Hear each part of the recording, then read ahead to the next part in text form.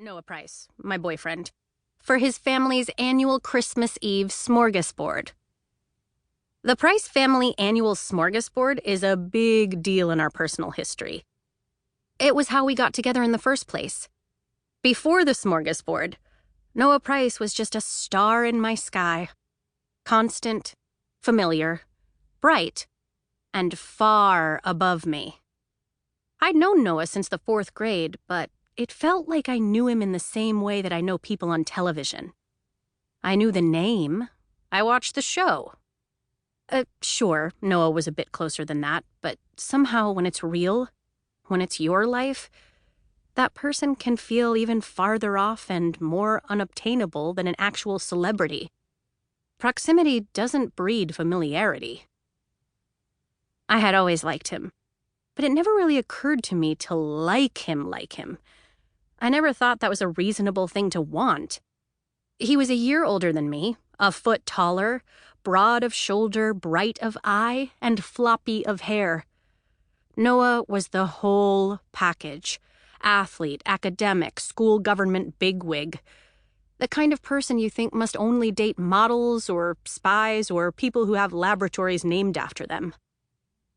So, when Noah invited me to come along to El Smorgasbord on Christmas Eve last year, I more or less ruptured an eye in my excitement and confusion.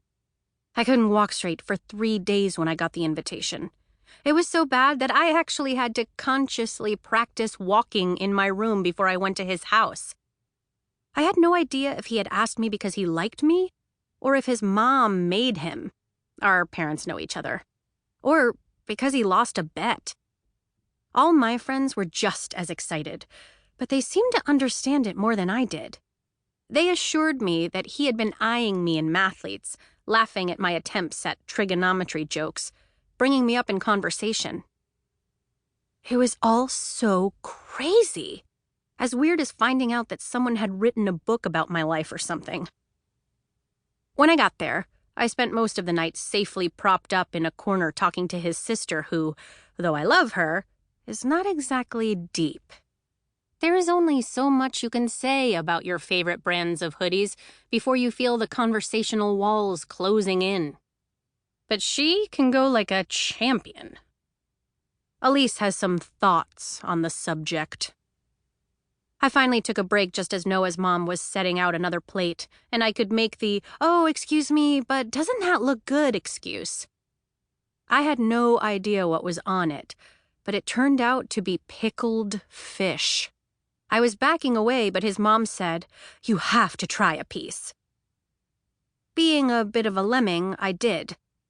But this time, it worked out, because that's when I noticed that Noah was watching me. He said, "I'm so glad you took some."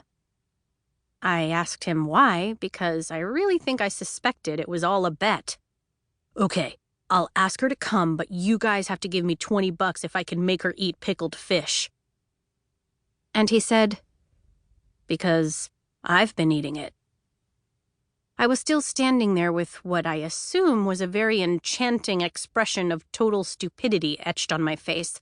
So he added, "And I couldn't kiss you unless you'd had some too."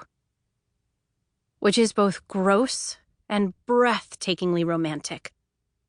He could always have just gone upstairs and brushed his teeth, but he stayed and lurked by the fish for me. We snuck off to the garage where we made out under the shelf of power tools. That was the start of it all. So, the particular Christmas Eve I'm about to tell you about wasn't just any Christmas Eve. This was our 1-year anniversary. It was almost impossible to believe it had been a year. It had all gone by so fast. See, Noah is always really busy. When he emerged into the world, tiny and wriggling and pink, he probably had to get footprinted and out of the hospital as quickly as possible to get to a meeting. As a senior, a member of the soccer team, and president of the student council, his time had been whittled away to almost nothing. I think in the year that we had been dating, we had had about a dozen proper dates with just Noah and me going somewhere by ourselves. About once a month. We'd had plenty of joint appearances. Noah and Jubilee.